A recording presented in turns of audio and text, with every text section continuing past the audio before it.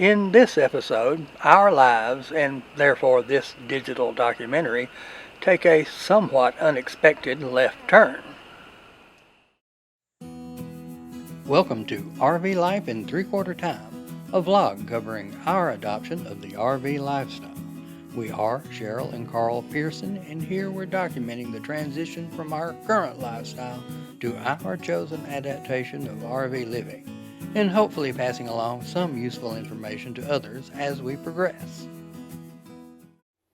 This morning, the dogs and I are headed down the driveway, going to the pole barn where I can throw out hay for our one remaining horse. This is a routine that we follow on almost a daily basis. The driveway is gravel, a quarter-mile long through the trees. Out here we see deer on a regular basis. On occasion we see turkey, and from time to time we see other wildlife. We have thoroughly enjoyed living on this land for quite some time.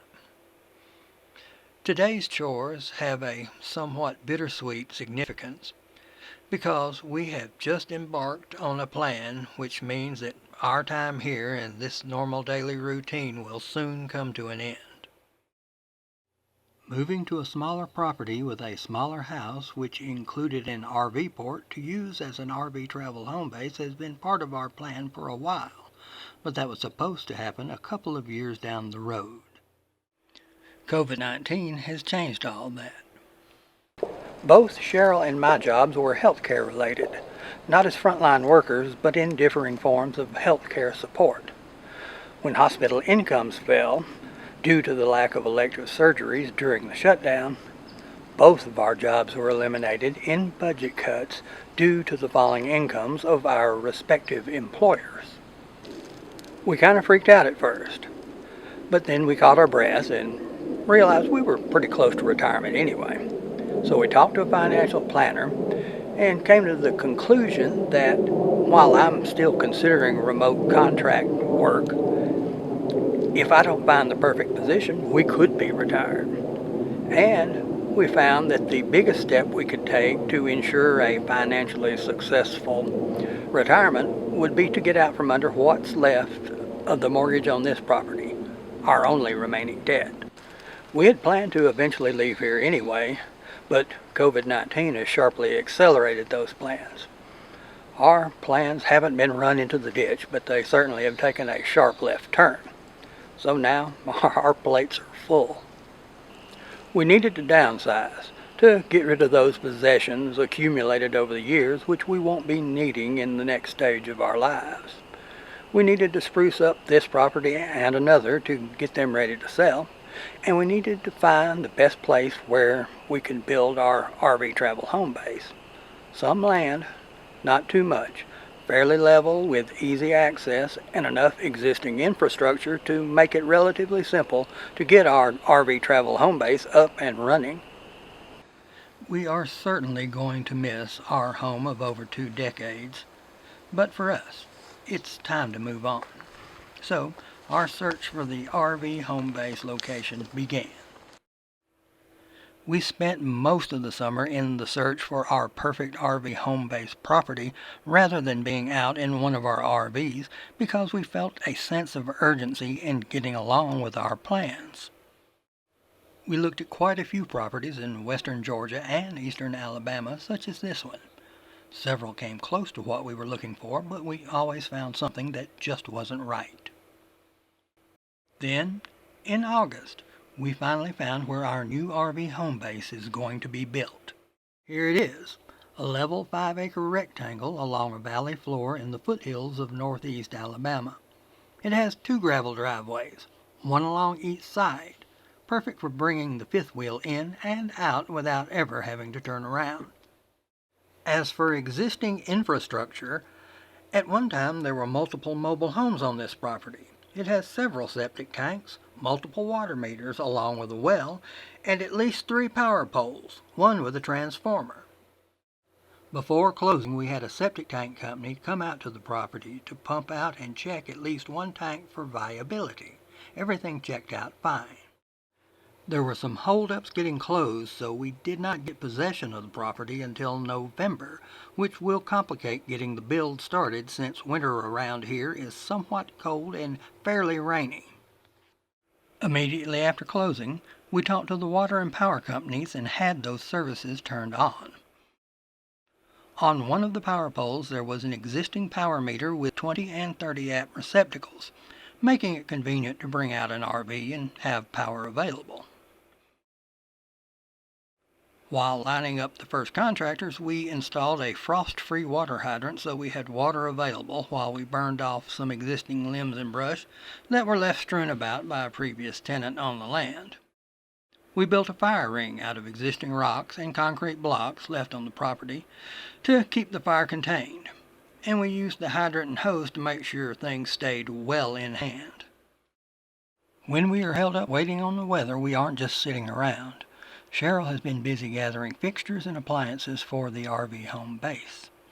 Our basement, at one time almost cleared out from our downsizing efforts, is now filled with things that we have begun gathering for our new home.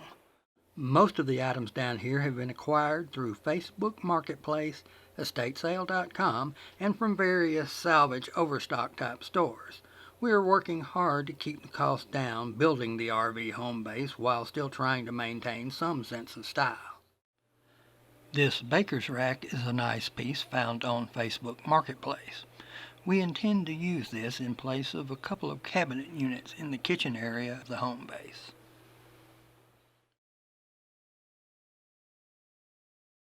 This 60-inch double vanity intended for use in the master bath was picked up from a salvage store. We have the fixtures but still need a vanity top and sinks. This vanity, to be used in the guest half bath, came with all fixtures and was picked up on Facebook Marketplace for $75 from someone who was remodeling an upscale suburban home. This sink with fixtures and its vanity and mirror were also picked up on Facebook Marketplace for $75 and also came from an upscale remodel project. While not completed, Cheryl has started refinishing the vanity, looking for a specific style for the guest room bath. This oven and cooktop, along with the vent hood stored over near the back wall, were picked up on Facebook Marketplace for about $325 from a contractor whose remodeling client had had a change of heart.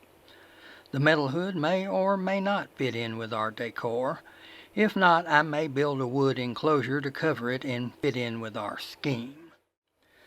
The glass cooktop was not really very important to us, but we were looking for a unit with the controls on the front and not on a control panel in the back against the wall. This double-pane, double-hung window that I'm taping up to be painted black is part of a set of windows found on Facebook Marketplace for $350 from a couple who were redoing a home from the ground up. For that price, we got enough windows to use for our RV home base, plus a couple extra if we ever decide to build a workshop. After cleaning, then wiping the window frames down with mineral spirits, I am painting them with Rust-Oleum Painter's Touch 2X Ultra Cover Spray Paint, which I found recommended on a couple of YouTube videos for similar application. Yes, I know that painting vinyl windows is adding a layer of maintenance to what is essentially a maintenance-free item, but we felt black frames would fit in well with the exterior scheme we have planned out, and when pricing new windows, similar white units were $250 to $300 a piece.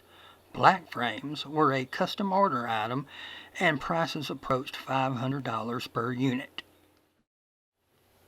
When we are able to get every window we needed for the cost of a new single white frame unit, I think the trade-off of having to paint frames every few years is worth achieving the look we want for about 10% of the cost. Since our desired RV lifestyle has always included planning for a RV-friendly home base, since the COVID pandemic seemingly has accelerated our plans, and since, as we say in the opening, this channel right now is about our transition from our old life into our new RV-centric lifestyle, The next few episodes will be about the design and build of our RV-friendly home base. If I can find the time, we'll try to work in some more RV-specific material, but for the next little while, it's going to be about the home base build. So, how has the COVID pandemic affected your RV style? Are you out on the road more or less? Please comment below and share your experience with RV travel during the global pandemic. As always, please like and subscribe. Click the notification bell to be informed when we publish new material. We are just getting started and are trying to maintain a steady stream of publication.